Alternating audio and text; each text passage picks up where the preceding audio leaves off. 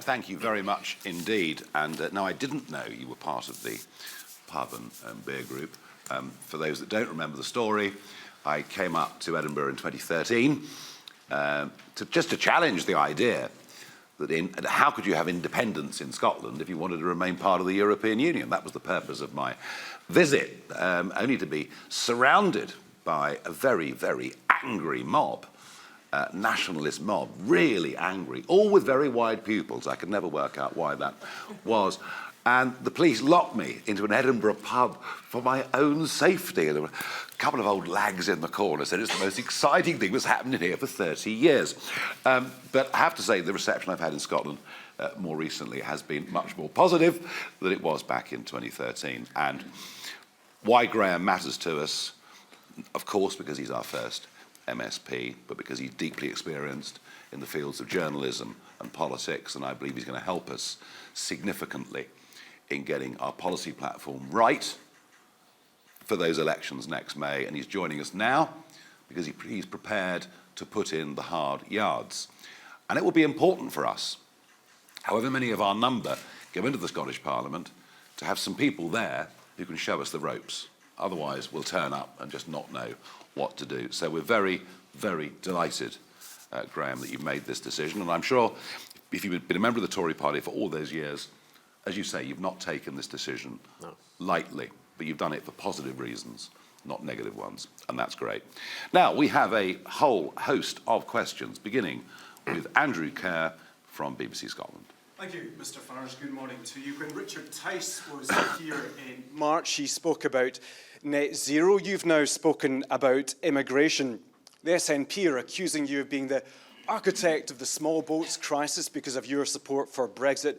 When it comes to reform and looking ahead to next year, is your party just a two-trick pony in Scotland? And for Graham Simpson as well, will you resign from the regional list because you were elected as a Tory MSP? Thank you. Oh, I'm a two-trick pony now, not a one-trick pony. Well, that's progress, isn't it? We must be going in the right direction.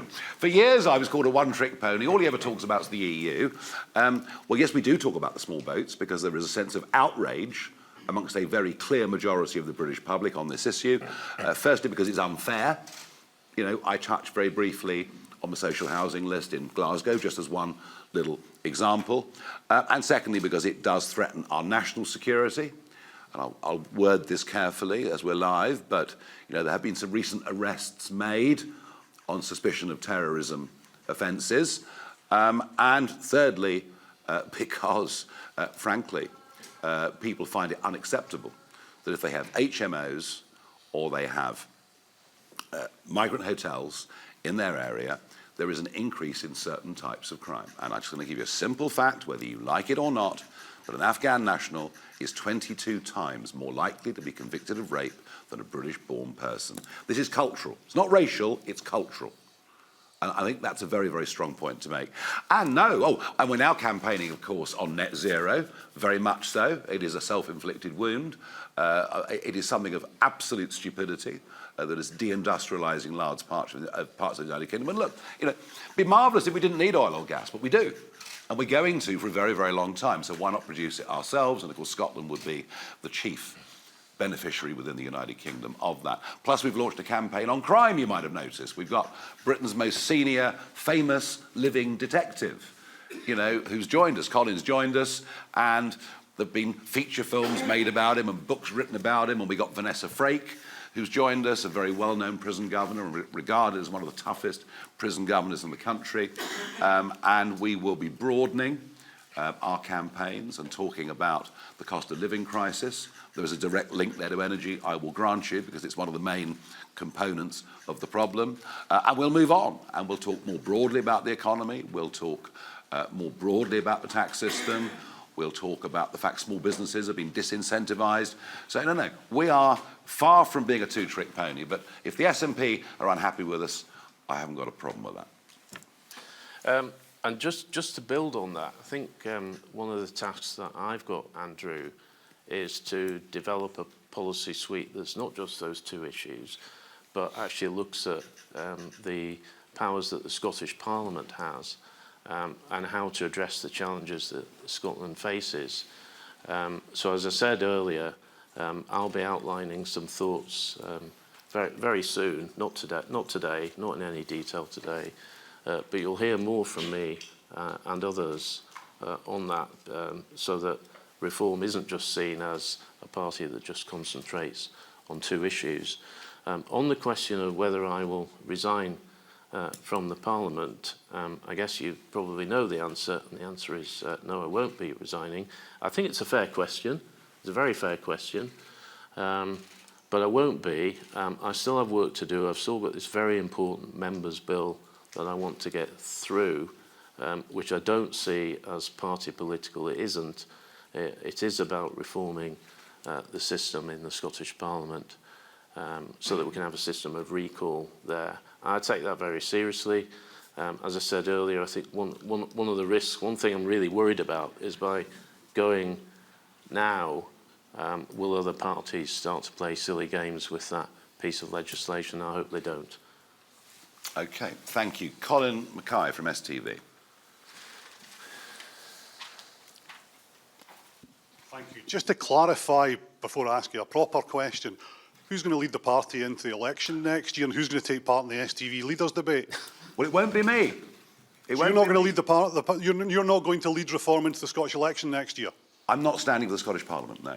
But you're not going to lead the campaign, No, so no, you're not going to take part in the debates? we will, of course, have a leader of our group, who will go in as leader of the group and be a potential, First Minister. So yes, of course. But hey, you know what? As I've explained before, and I did a similar thing when I was in Aberdeen the other day, we are a work in progress. We're growing. We're probably an advanced teenager now. We haven't got to full maturity as a political party. And as I said a moment ago, we had 200 candidates over the weekend being interviewed. We're going to put out what you'll see from us is a list of candidates representing every aspect of life with broad experience of many, many fields. And from within that number, there will be a leader as we go into the elections. On the immigration stuff that you were talking about yesterday, you're talking about keeping 24,000 illegal immigrants in MOD bases. Will any of these internment camps be in Scotland? Will any of the flights be from Scotland? And will you have to contend separately with the Scottish court system? Even though Glasgow is the asylum capital of the UK, numerically, the numbers in Glasgow compared to the northern conurbations in England are actually very, very small. As for which military bases, we're not going to say that now, otherwise government would simply sell them off and probably put solar farms on them or something like that.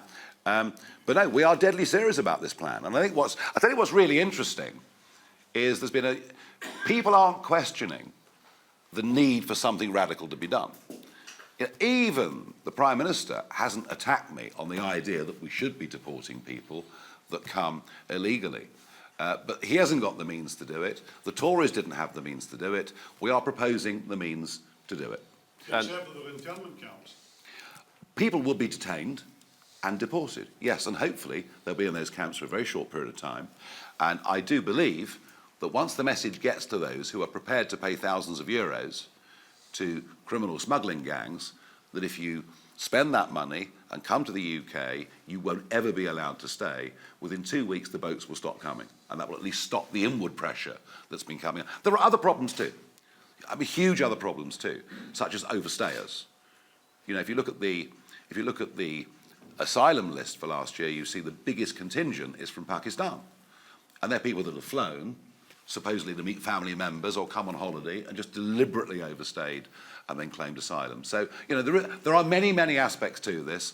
The boats obviously is about 40% of it, and it is the most visible thing. And I would just quickly say that when Tony Abbott put forward similar proposals on Australia in 2012, he was met with the same kind of debate. Can you in practical terms do what you've set out in your general election manifesto? And he stopped the boats.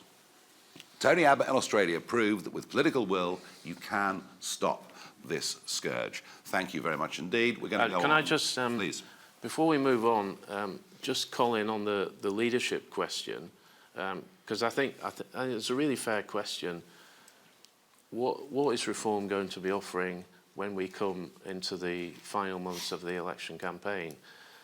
Clearly, Reform will need a figurehead. so that you can grill them Yep. during the STV debate. But I'm not coming in here today as somebody who's been parachuted in to be the Reform leader. That would be entirely wrong. It would be wrong for the members of Reform. So I'm just here as I am, as an MSP. Yeah, there's no backroom deal. No, there certainly isn't. But obviously, by the time of the election, we will need to have someone. No, absolutely. No, absolutely. Tony Maguire, GB News.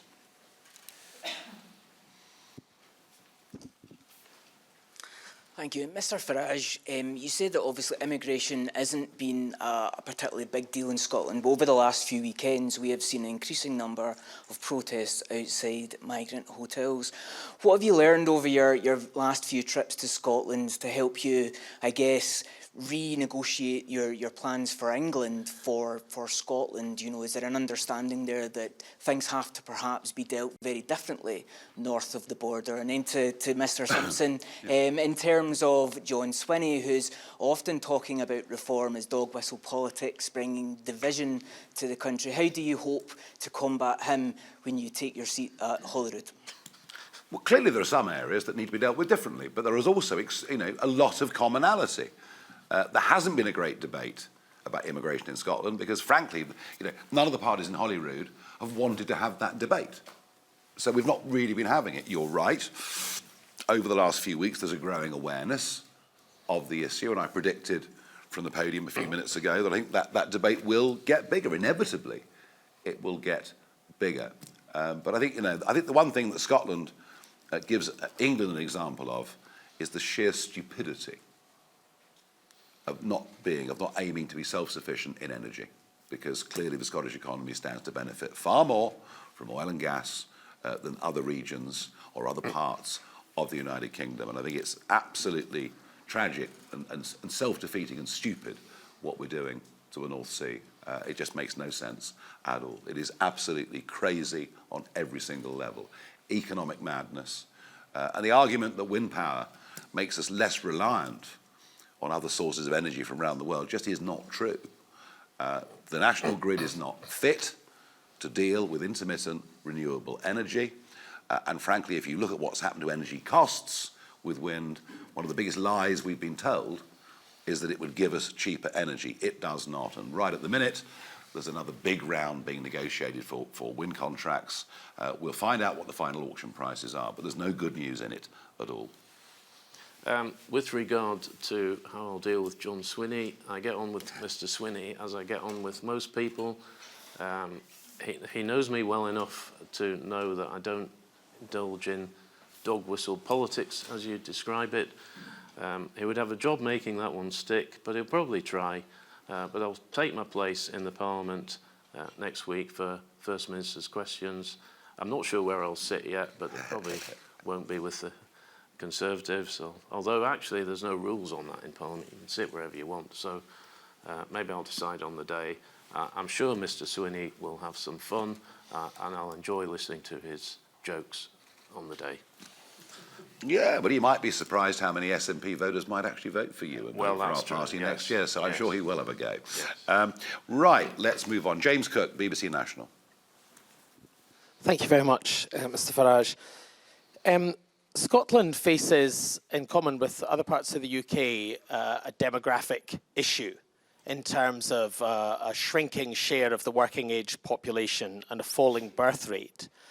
Given that, in a flatlining economy over many years now, doesn't the Scottish economy really need more migration, whether that might be legal migration, but doesn't it need more migrants rather than fewer? And just, if you don't mind, for Mr Simpson, I'm sorry, I didn't quite follow, I'm so sorry, your logic in terms of staying in Parliament, because I understand that if one is an MP or if one is elected in a constituency, that to a certain degree one has a contract with those voters, and you can say, well, they voted for me.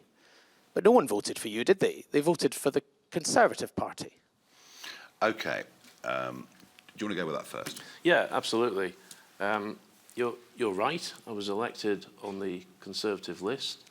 That's why I've been uneasy with this decision. I am uneasy with it, but the rules say that you can stay. Now, maybe we should look at the rules, but we've had recently Jamie Greene has gone from the Conservatives to the Liberal Democrats, and he has stayed on as an MSP. I think that it's maybe something that the Parliament should look at, but I was actually asked this very question when I appeared before the Standards Committee to talk about my bill, and I was asked, you know, should someone in the position that I'm now in have to stand down? My answer was, well, I don't think they should, because people can leave parties for many, many reasons. You know, you may have been finding life very uncomfortable in your workplace. I'm not in that position. The Conservatives haven't made life uncomfortable for me. But I do think I've got work to do. So I'm sorry if it upsets folk, but I'm staying put. Yeah, I mean, people leave parties, but equally parties leave people as well. And perhaps as a long-term Conservative, maybe that's how you feel to a certain extent. Yeah, this has not been an easy decision. No. I'm not pretending otherwise. No. On falling birth rates, I mean, it's a very fair point. Where are the workers of the future going to come from? One concern on that front is the pace of AI development is such that an awful lot of jobs that exist today are not going to exist in just a few years' time. So we may be in a position where we actually need fewer people in the workplace. But on the subject of skilled migration, I mean, look, you know, if people come into Britain and they've got skills and they integrate and they contribute, then no one's got a problem with that, provided the numbers are at a sensible level. The problem, you know, if we're moving on to legal migration very quickly, is that a Conservative Party that promised net migration of tens of thousands a year gave us net migration of up to nearly 1 million a year. And amazingly, of the last 3 million that came into Britain from outside the European Union, fewer than 20% are in work. So it's actually become a negative. Even the argument, look, expanding population, pressure on services, lack of integration, but don't worry, Nigel, because it's an economic benefit, and now it's not an economic benefit, and everybody knows it. So you know, I get the point, but I think the jobs market is going to go through some quite revolutionary change within the next 5 years, and it's something that government's going to need to think about and adapt to. And of course, one of the answers is that while Scotland maintains, or should maintain, its more traditional oil and gas industries, it also needs to think about becoming a hub for the new evolving world of AI and tech, because that's where the future is. And I'm afraid the entirety of the United Kingdom is falling badly behind on this race, to my great regret. Thank you very much. Let's move on. Kezia Buckley from Sky News. You've had a number of defections now across councillors and now obviously in the Scottish Parliament. Are you just becoming the party of the old Tories? And how can you say that you're offering renewal if you're just going to fill the seats up with defectors? Well, we're not, but what we do need some experience. You can't just send people. I mean, if you look at the county councils in England that we won, you know, where we're doing best is where we've got some people that actually have been on those councils, have been in cabinet, who know the ropes. So we do need some people to help us. I'm absolutely not going to allow this to become the Tory Party 2.0. But and I'm not going to be a vehicle for those just to rescue their careers in Parliament. And I thought, you know, Graham spoke to that point actually quite strongly. Just getting re-elected wouldn't be good enough for him anyway. He's got the ability to do many other things in life. So, you know, we'll be very selective about who comes. And frankly, an awful lot of Conservatives, I mean, really, are probably closer to the Liberal Democrats anyway. So, you know, those that are coming with us are coming because they see it's a positive vision. And those that are coming to us are all ones that if I accept them on the basis they're going to roll their sleeves up and help us with the project. And, by the way, you know, across the country, at council level, we've got former Labour councillors coming to us. We even had a Lib Dem, which did surprise me very much indeed. But, you know, I think one of the interesting things about reform, and one of the interesting about its growth since the general election, is if you have a look at where the votes have come from, and the biggest and most important chunk of votes that's come to us since the general election has come to us from people who did not vote in last year's general election. So it's a really interesting cross-section of people that are coming to us across all ages, and actually, you know, a much more breadth of the political spectrum than perhaps you would naturally assume. And actually, I would make the point, Kezia, that when I hopefully stand next year, if I'm selected, and that hasn't happened yet, there is no guarantee that I'll be elected. So I'm going into this with no guarantees of being elected. And I was interested in your description of me as an old Tory. I don't feel that old, but you'll all want to know, but I'm 61, which I know will surprise. That's a terrible age to be. Will Certainly. surprise How awful. surprise a lot of you. I don't know whether that's old, Kezia. Older than you. Same age as me. Oh dear, oh dear, Oh oh dear. dear. Never mind, never mind. We can console each other, I presume. Over a pint. Yeah, well, probably from the sounds of it, yeah. Catherine Sampson from, where's she from? Channel 4 News. Channel 4 News, great. That's Yes, Channel got it. 4 News. Mr Farage, since you're entering into Scottish politics, have you read Nicola Sturgeon's book? No, I haven't. I was surprised that it wasn't top of my list, actually, for summer reading. No, She's I not haven't. very complimentary about you. She describes you as someone with a very fragile ego who's not comfortable, particularly around women.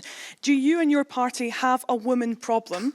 Are you seeking any female candidates in Scotland? And does your promise on securing women's safety ring hollow when this week you've committed to sending women and girls back to countries where they can be raped, tortured Actually, that's and not killed? true. That is actually not true. I was very, very clear yesterday in what I said, that the deportation of illegal immigrants, we were not even discussing women and children at this stage. There were so many illegal males in Britain, and the news reports that said that after my conference yesterday were wrong.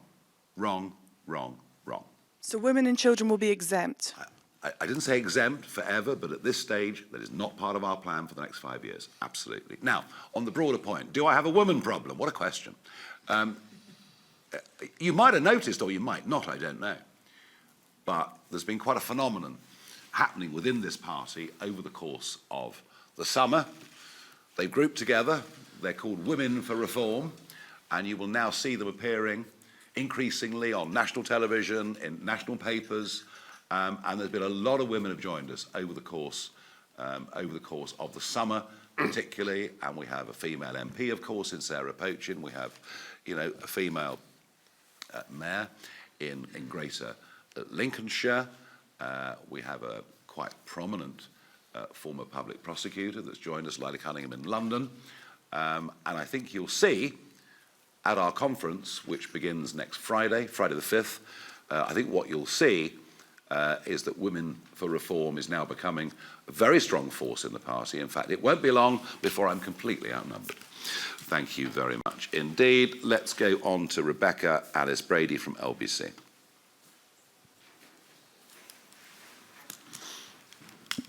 Thank you, Mr Farage. You say deportation would help keep women and girls safe in the UK. Yet this morning, despite you just saying that your comments weren't about women in the next 5 years, Richard Tice told LBC, and he suggested female asylum seekers should be deported to countries where their safety can't be guaranteed, countries like Sudan, where rape can be used as a war tactic. Are you saying that his comments were wrong? It won't be happening in the first 5 years of a reform government. But was he wrong? That's just not our priority. Does women's safety only apply to women in the UK for you? Our primary target is to worry about women and girls on the streets of this country, less than what the countries are like that we're going to deport these men to. It's all about priorities, and it's all about, frankly, given the mess that we've had with this over the last few years, it's all about whose side are you on? Are you on the side of British people and their safety? Firstly, on the streets, but secondly, at a national security level, which I'm very concerned about? Or are you on the side of a series of completely outdated treaties and courts of dubious distinction? Okay, let's move on. We've got Craig Megan from PA. The font's so small I can't read it. Hi, last time you were in Scotland, you suggested scrapping the Barnett formula. Is a vote for reform a vote to cut billions from Holyrood's budget and ultimately make Scots worse off? No, I just said anything that's been in existence for 60 years needs to be looked at. And wouldn't it be great if the Scottish economy was at a level where Barnett formula funding would be lower than it is today? Wouldn't it be great if there was no need for subventions? Because if that was the case, Scotland would have become much wealthier. Some would even say that Scotland would have been made great again.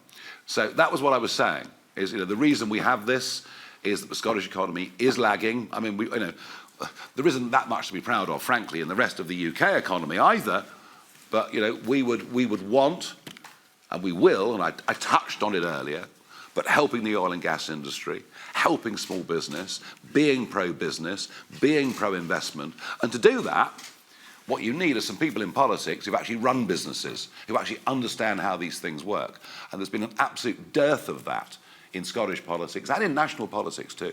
So you can promise Scots you won't cut Holyrood's budget? We're not here, I'm not here to slash billions from Scottish budget, but I am here to try and help a group of people get into Holyrood, into a powerful position next May, who think about things very, very differently. People who also don't want to slash Holyrood's budget, but want to see Scotland performing better so that we earn more money in Scotland. Yeah, I mean, that's just, you know, again, a positive, not a negative. Conor Matchett from a Scottish Sun.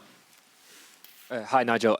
You've already referenced the stuff around Glasgow being the asylum seeker capital of the UK. The local council says it needs more help from both the UK and the Scottish governments. What would you do? And in general, how would you describe the situation in Glasgow? And Graham, in March, one of my colleagues asked you if you were defecting to reform. You said, don't be silly. What's changed? And are any of your former colleagues thinking about following your lead? And if you had your pick, who would you choose as reform power? Right. Well, it's your chance to damn someone's career. Right, so I'll tell you that. Yes, I remember that. I said don't be silly because I wasn't thinking about it then. But I have since, and as I said earlier, I've done some deep thinking over the summer, and really in the past few weeks I've arrived at that decision. So yes, I've been fending off all these rumours about me joining Reform when they were untrue, and if I've told you they're untrue, they were untrue. It's true today because I've clearly joined. I would like former colleagues to consider what I've said. I'm not going to embarrass any of them by naming any of them. Very good. Were you surprised that he was here today? No. Well, there we are.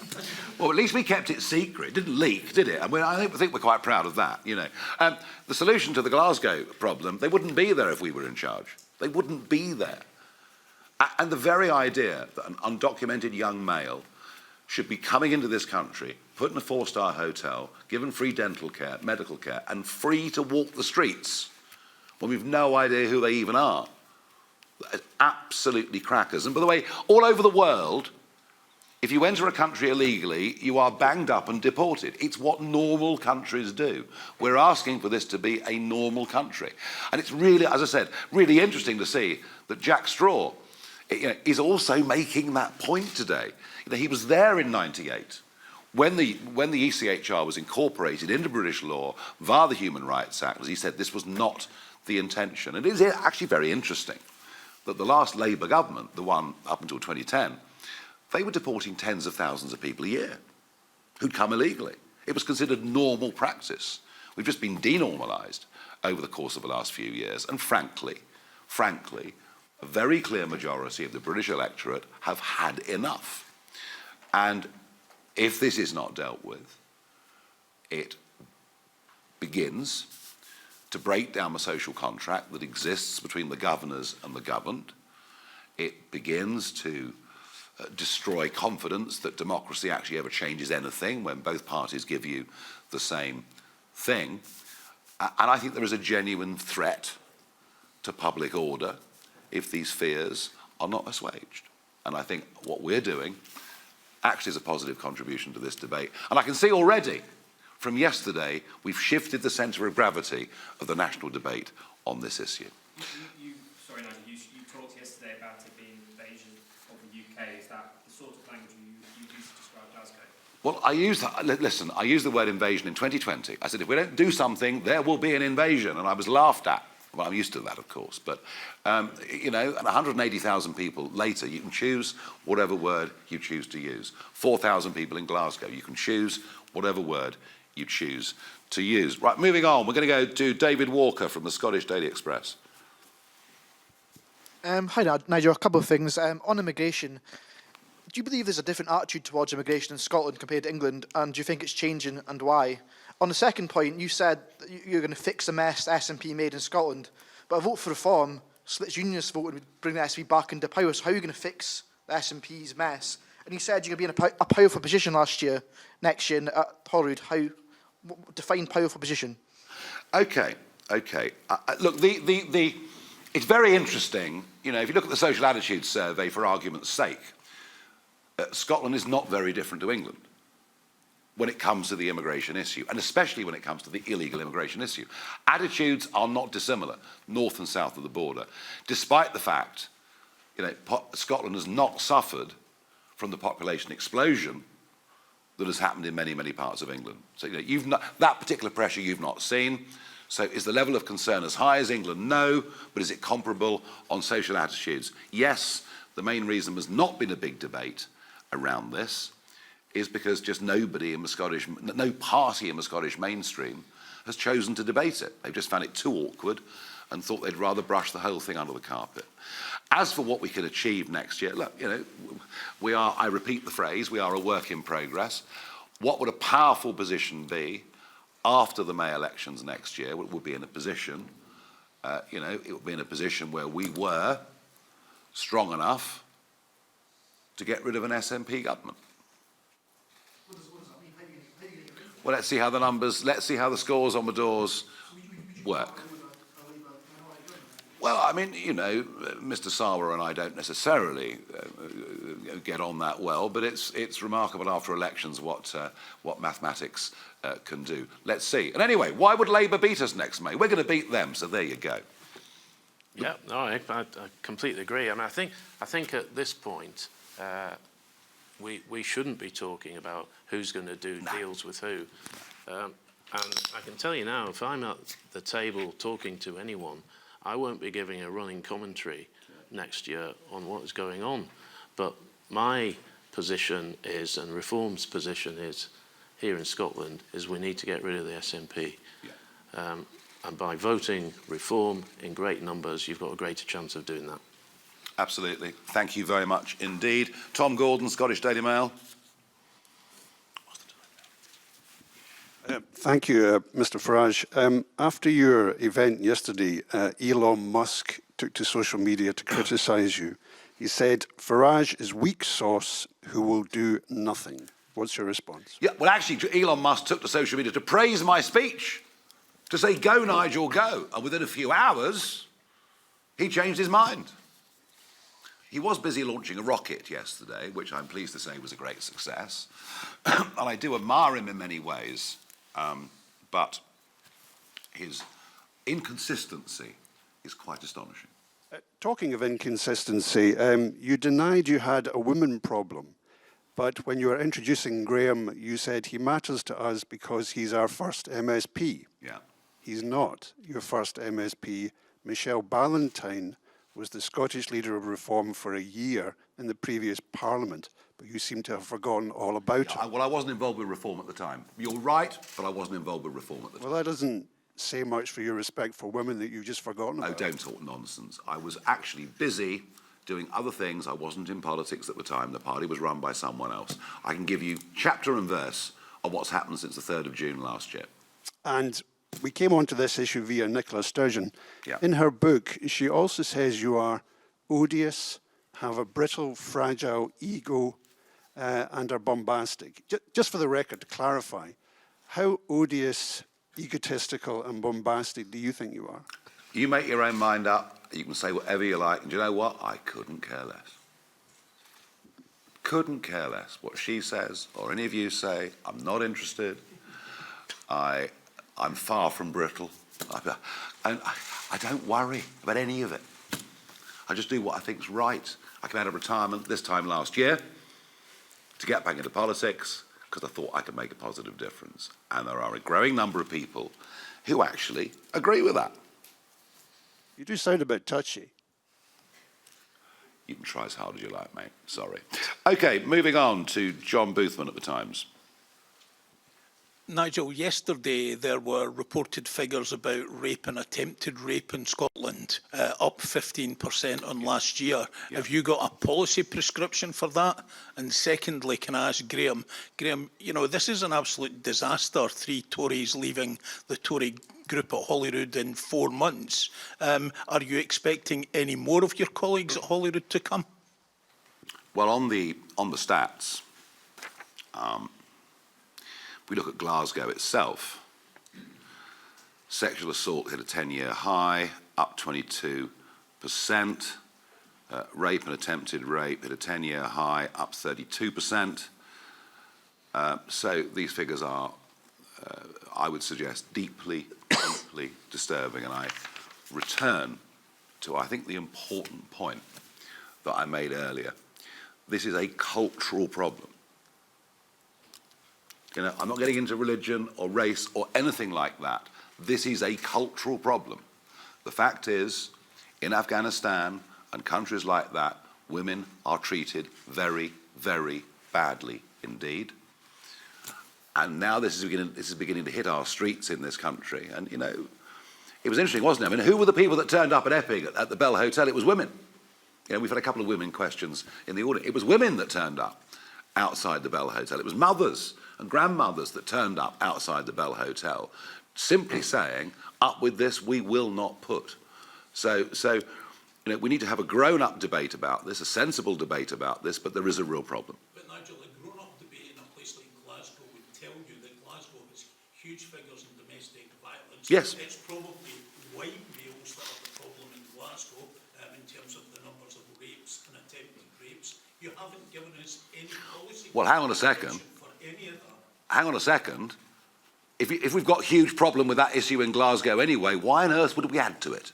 Why on earth would we add to it? As for the solution, well, I gave the solution earlier to the other correspondent from the Scottish Sun.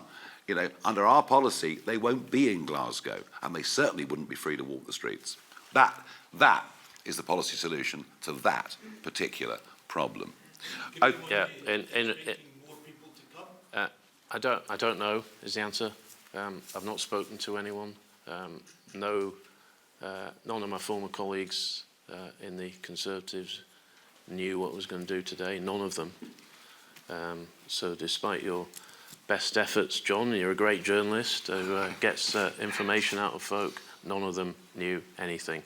I think it'll be interesting now for me whether I have any private conversations. They will remain private if people want to come forward. As I said earlier, they'd be most welcome to come through my door wherever I'm put in Parliament. Simon Johnson, Daily Telegraph. What message do you think Mr Simpson's defection sends to right-wing voters who are considering whether to back the Conservatives or your party in the Holyrood election? And to Graham, the 2 other MSPs who have left the Tory group have done so because they think Russell Finlay has made the party too similar to Reform, and it's certainly difficult to put a fag paper in between the 2 parties on things like energy policy. So why is it that you have gone from the Conservatives to Reform? What's the difference for you? I'm going to answer that first and you'll do it second because I can't resist this. Are you having a laugh? It's the same energy policy as the Conservatives. What, to make us the Saudi Arabia of wind? That was the Conservative policy during the last government. They've even put net zero into law. That was a Conservative government that did it. The fact that now they say, well, we didn't really mean it. Well, sorry, but you did. You know, so frankly, they have a declining credibility on issues as a party and geographically. If you just look at the, I do think it was instructive. You know, I did think it was instructive what happened in the Hamilton by-election because they actually had quite a strong candidate with a local following, and still they're back down at sort of on the edge of saving deposits.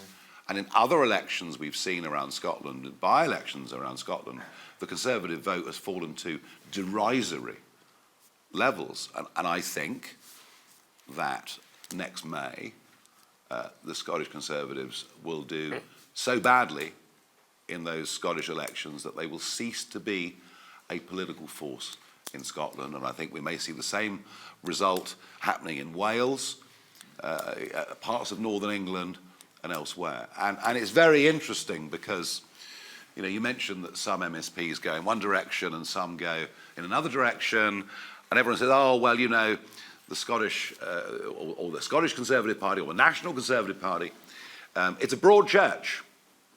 Well, it is a broad church. The trouble is it has no religion.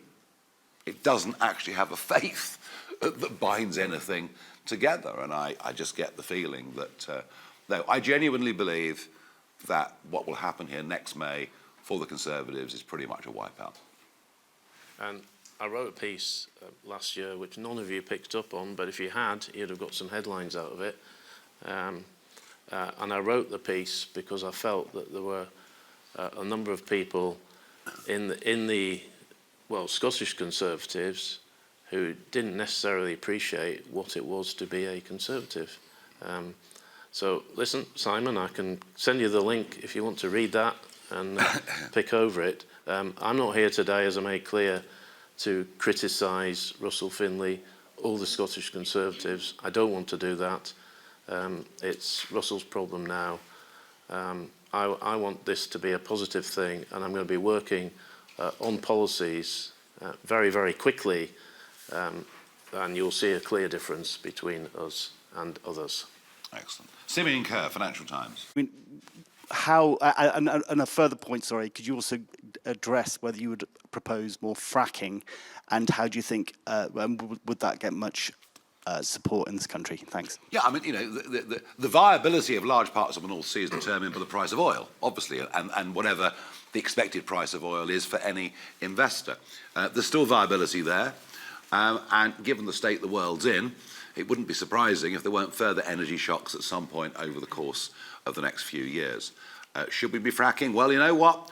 Countries that frack get rich. Countries that don't frack get poor. And the problem with renewable energy is twofold. Number one, the national grid is not set up to deal with intermittent energy, which is why we have to pay to turn the turbines off when the wind's blowing effectively around all of our coastlines. We can have renewables, but we have to accept expensive energy for families and the continued deindustrialisation of Britain. And if renewables can work without subsidy in a genuine market, that's fine. But the truth is, and you know it, and I know it, they can't. That's been the case for a very, very long time. So if renewables can stand on their own 2 feet, fine. I don't believe they can, and I don't think, as I say, the grid is set up to deal with that form of energy. The grid's being reinforced now, so It'll need. by the time of the next general election, there will be a better functioning grid. If we had carbon-free electricity, it would cost over $1 trillion, and maybe nearer 2, to upgrade the entirety of our grid, and that would guarantee the most expensive industrial energy prices in the world, which we have now, and it would guarantee it for the next 2 decades. And we would literally, and we are deindustrialising anyway. You know, we have the most, and I repeat the point, we have the most expensive energy industrial prices in the world. In America, a unit price, a unit cost of electricity for a manufacturer, for anybody in business, is 25% of what it is in the UK. And much of that has been because of their shale gas boom. And, you know, Ed Miliband will say, oh, it's all about global prices. Well, actually, with gas, it's not. We don't have a global set gas price in the same way that we do for oil. But it is, you know, you raised that question, and I think it is a very, very big, important economic debate, but I think it's also a very big, important strategic debate as well. Moving on to Louise Wilson from the Holyrood magazine. Hi there. Since the general election last year, you've lost a couple of MPs, and then since the local elections in England in May, you've lost, I think, about a dozen councillors, half of those having resigned as councillors altogether. So ahead of 2026, how do you expect Scots to look at that and have confidence in your candidates? And then I guess to Graham, if you are re-elected next year, is part of your job to try and keep the group together? Well, we had to, I mean, you know, in short order, we had to fight the English county elections, which meant finding 1,630 candidates. And we did actually put in the field more candidates actually than the Labour and Conservative parties, which we were proud of. and we've, did our professional vetting. We didn't have huge horror stories about nightmare candidates, things that had occurred in the general election in 2024. Frankly, I think there were people that said, we'll stand for you, just to make up the numbers, who just never wanted to be elected and suddenly realised what the responsibility was. As for the national level, well, sometimes things go wrong. As one of those MPs that's left, I would never have had as a candidate, had I been party leader, but I wasn't. I inherited that, and I've taken it on from there. By the way, I'm not knocking Richard Tice. He kept the party going. He lent it £1 million of his own money just for it to survive during those years. But it was kind of a bit on care and maintenance. And what I said was, when I got elected, that I would democratise and professionalise the party, and that's the path that we're on. I've given it a constitution. We now, as of last week, have an elected board. We are taking it. But the difference with Scotland is we don't need to find thousands of candidates. I think the maximum number of seats is 129, and we've already got hundreds of people coming forwards. I'm pretty confident we can do that. As regards to next year, there will obviously be, I think, a pretty healthy cohort of Reform MSPs. Hopefully I'll be one of them, but I've been around long enough in politics to know that it can sometimes be difficult to manage people.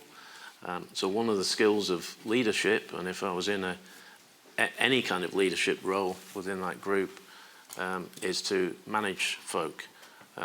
So I think I'm pretty good at that.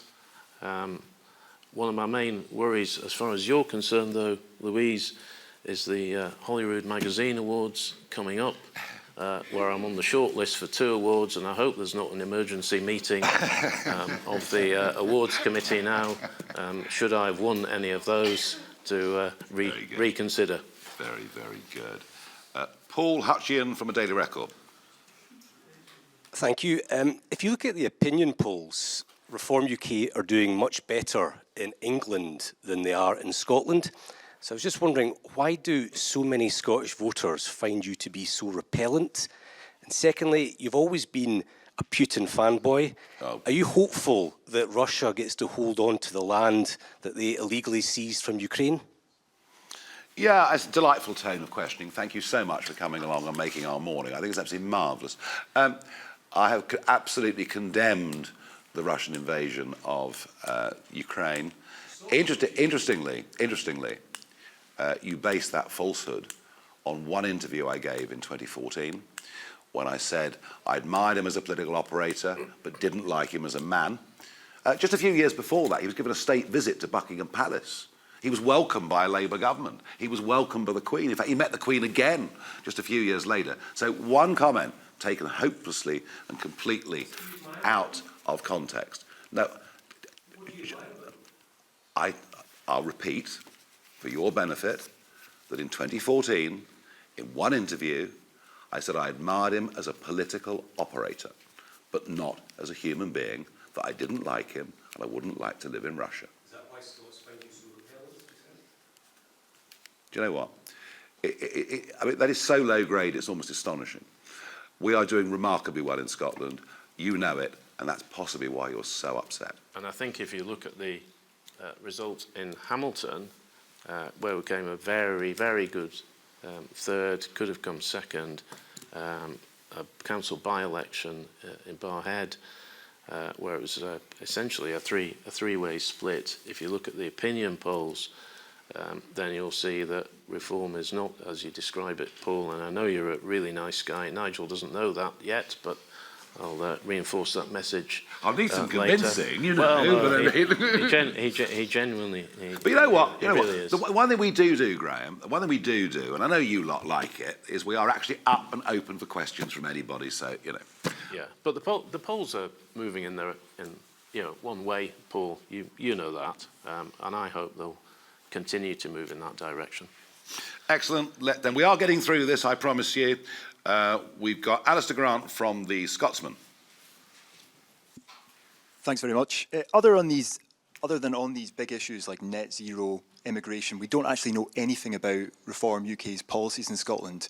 How would you go about turning around NHS waiting lists? How would you go about turning around Scotland's education system, which many people think is in the decline? And just a question for Graham, does that not trouble you that you're signing up to a party that doesn't have policies in place? Well, that's the reason he's here. The reason he's here is to answer your questions. I'm not going to dictate from London what platform we should run on in terms of dealing with NHS problems in Scotland. I'm not going to do that. I'm going to leave that to the Scottish Party to work out. And I genuinely think that a chap like this, with life experience and political experience, is far better qualified to answer that question than I am. So Graham's going to write the manifesto for I didn't Scotland? say that. I didn't say that. You know, I didn't say that. I said he'd be part of the team that would do it. I think I'm sorry for my sort of rambling mini epic right at the start, but I think I was quite clear that I'm coming in to help shape the direction of reform, but it'll be a team effort, you know, and I'll be setting out very, very soon what I think the challenges are for the party and what some of the solutions are. So hopefully you won't be disappointed. If you are, you can come back to me. And actually, for any of you, most of you have my phone number. If you need to speak to me individually, please do so. If you want me to write anything for you, I'm happy to do that. But we're not at the point now of announcing a manifesto. That will be worked on, but it will be a team effort. We're a rapidly growing and a rapidly evolving political movement in Scotland, and today's part of that. Just a very quick process question. Nigel, you obviously said that you won't be kind of effectively appearing in TV debates, leading the party in Scotland going into the Holyrood election. Scotland. I'll be visiting Scotland on a regular basis. I said I would. You know, I didn't visit Scotland much because I had the English elections to focus on. I'm going to be here a lot. It's the second time I've been here in a relatively short space of time. I'll be here a lot, but it's not for me to head up, you know, debates amongst people who are competing to be in the Scottish Parliament. Well, how will you go about choosing that leader in Scotland? Would that be a Well, I've vote? explained that already. We will have to go through our full candidate selections and listings, and it's at that point that the leading figure will be chosen. All right. Okay, let's go to Libby Brooks from The Guardian. Just three more. I think that's right. Yeah. Yeah. Thank you. This morning, political parties in Northern Ireland have condemned your plan to renegotiate the Good Friday Agreement, calling it irresponsible. Do you recognise their concerns? And what would you do if the Irish government and other parties in Northern Ireland refuse to renegotiate? And for Graham, I mean, you've been sort of talking about this challenge that you have now to develop a suite of policies. Can you tell us what your top three priorities will be? The Northern Ireland situation is deeply complex, and I made great reference to that yesterday when I gave that speech and answered questions at Oxford Airport. And we understand that, you know, what Blair did was to write the ECHR into absolutely everything. It was sort of his way of making sure we were embedded into the European Union for eternity. So yes, there is tidying up to be done, and I did say yesterday very, very clearly we would not be starting with Northern Ireland. That is something, you know, as history shows us, anything to do with Northern Irish or Irish politics often takes years and years to solve. So that will not be at the forefront of what we do. And Libby, I wouldn't really like to give a top three, but I think if you look at public services in general in Scotland, they've been failed by the SNP. I mean, I think I'll be talking about soon health, education, transport, housing, things like that. So it's not a top three. I'll be looking at everything across the suite and working with colleagues within the party and people without the party. And I know from my very short time of being involved with reform is there is a lot of outside interest in speaking to this party. Yeah, no, there is. In Scotland. There is. In fact, we've seen already today business interest coming. People want to meet us, want to talk to us, and want to talk about policy. Andy Phillip from the Press and Journal. Over here. Graham, just you have Aberdeen roots, and I just wanted to take it back to energy, however short those roots were, I don't know, but Is there room at all for a just transition into renewables in the northeast for the economy there, or would you advocate for a complete U-turn and a real focus on oil and gas? And the northeast has demonstrated quite high polling for reform. Would you be tempted to go back and try your luck there? Well, to be honest, Andy, it's really stretching it. I was born in Aberdeen. I was there for 18 months. So my memories of the city have come from later visits. So I wouldn't really describe myself as an Aberdonian. I couldn't. That would just be completely wrong. I spent probably the bulk of my life here and in Carlisle, where I went to school. But look, oil and gas, very big issue. I think you've seen with the closure of the Grangemouth refinery how that sector, and that is in the region that I represent at the moment, how the sector has been let down actually by both governments. It was a real frustration for me when I was in the Conservatives trying to get the UK government to engage with the Grangemouth issue.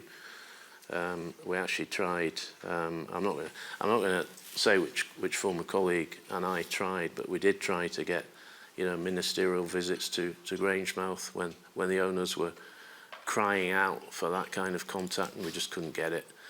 So they've been let down. The sector's been let down by both governments. Yeah, what is the form of non-intermittent energy with zero carbon emissions that the grid is beautifully built to design with? It's called nuclear, but we're just not capable of doing it. Why do I say that?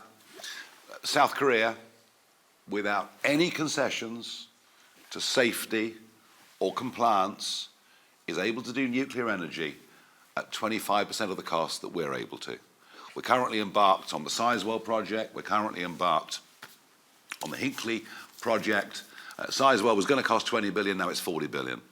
And long term, I do think nuclear has to be our future, but we have to try and make it financially competitive. And the first thing I do, I think, is ring the South Korean Prime Minister and say, come and give us a hand. Well, nuclear should be part of that basket. But as you all know, we can't have nuclear here in Scotland because the SNP has ruled it out under planning rules. One of the reasons we need to get them out of office. But it's a worthy debate. Yeah. It's a worthy debate about long-term, sustainable, reliable, non-intermittent, zero carbon emitting energy. The penultimate question is from Rebecca McCurdy from the Herald. Thank you. You are clearly very delighted to have Graham Simpson in your ranks. However, I'd like to read a comment from a Tory source. Graham Simpson is a pathetic, nasty little man who won't be missed. Just last year, he had to apologise to a young female member of staff for acting totally inappropriately, bullying and intimidating ways towards her. The way he spoke to her was so bad that he was forced to sit down and say sorry in person. He'll be more trouble than he's worth for reform. Can I get both of your response to that? Well, that's not our judgment by any means, and we don't take people on unless we've done some pretty extensive research and found out what nasty gossip there is about them, what good stories there are about them, and we are careful. We have to be. So, no, we are very, very happy that Graham has joined us. And look, it's politics, and people chuck abuse around the place. I mean, it's not exactly uncommon. It's been going on for some time. And actually, that's the kind of nastiness that I was alluding to earlier. Yeah. They've come out of the traps very sooner than I thought. Absolutely untrue. And anything internally will be dealt with internally, and that's the way I'll leave it. But, I certainly don't have a problem with women. Laura Pollock from The National is the last questioner of this press conference. Hi there, thanks. And you talked about bringing positivity back to politics after your coming out of retirement. Kill them all, keep Britain white, no black in the Union Jack. We're hearing this language more because of you, no? No, you will hear less of it because of me. If I wasn't here, goodness knows where politics would have gone. There is no man alive in this country today who did more to destroy the BNP with their rise in 2006 to 2008 than me. If I hadn't been there, they would have reached much, much higher levels. I am the antidote to the far right, and as you know very, very well, I have always, whichever political parties I've led, and this one in particular, I've always said no to people who I genuinely think come at this from a nasty, hard right disposition. We are the antidote, the genuine antidote to those things, and I say that with great passion. And so those comments are made by members of Patriotic Alternative, and you're Nothing to do with it. Nice try, lovely try. They're attempting to infiltrate the party for Holyrood 2026. So as you interview, try as hard as you like.